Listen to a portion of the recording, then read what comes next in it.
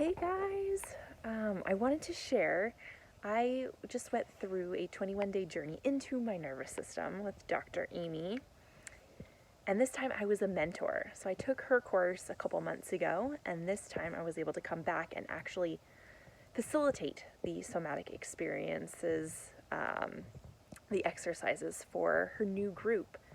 And it was so transformative to just watch people transform from my eyes, as well as for myself, going through that experience again, but this time having the responsibility of bringing others through it too, was just so gratifying. And what really caught me this time was that how needed this is in the birth world. Somatic experiencing, neuroaffective touch, and then just the internal family systems can really come into play more postpartum, I'd say. But just the combination of what Dr. Amy has put together is so powerful. And I would love to eventually be a somatic experiencing practitioner. I think that that's on my horizon in the future at some point, because this could really, really be utilized in the birth world. But anyway, it's just to feel safe when giving birth is so important, right? They always talk about the tiger chasing you, and if a tiger is chasing you, you cannot give birth because you have to survive first. And there are such simple tools that we can use that I'll go over with you right now to shift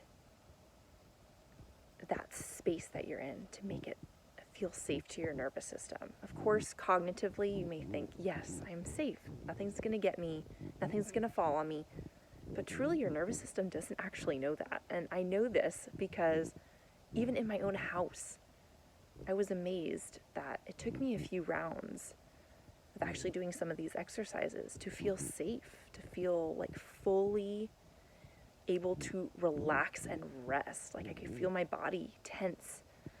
And then after a few rounds of doing these exercises, my body was finally like, oh my gosh.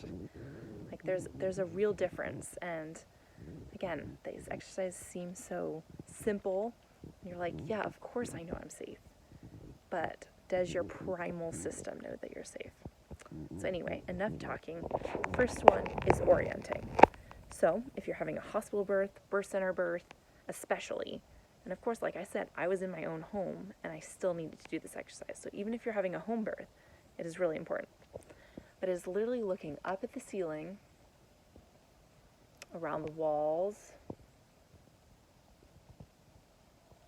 and even as low as looking under the bed, looking under anything, looking around corners. So there's usually a bathroom in a birth space. So go into the bathroom, look around that corner, turn on the lights, just to get a feel.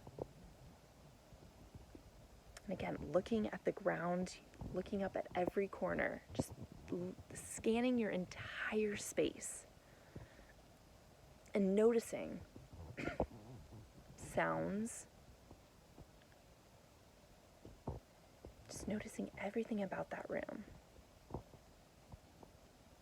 And you'll know once your nervous system feels safe. As you're looking around, you'll probably find that there's this breath that is just like building in your chest that's waiting to come out. And once your nervous system finally settles and feels that it's safe in this space, get a spontaneous deep breath and then just relax into it. Or you may yawn, or you might just feel this more of a grounding. You feel your weight like really being supported by your feet. So that's the first one, is orienting. Second one would be marking your territory. So again, as you're entering the birthing space, walk around and physically touch the bed, a monitor. Just walk around and touch everything that you can.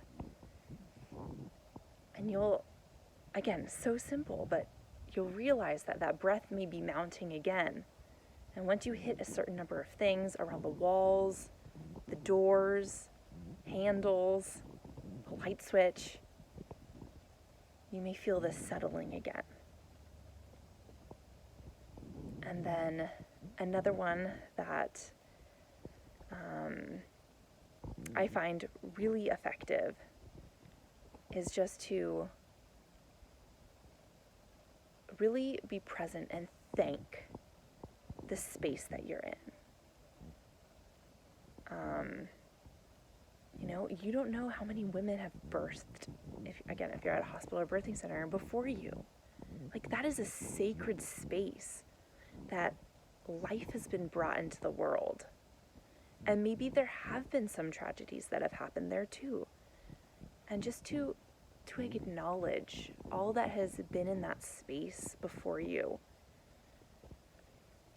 and to invite in the energy of all the women that have come before and all that will come after you. I feel that is so powerful, and that's what I really implemented during my second birth. Not so much my first birth, but my second, I just felt just more energy by doing this simple practice. And again, it just helped me feel more safe in my space and just more free to birth, not to have to worry about anything or worry about my nervous system. So again, 3 simple practices that you can do.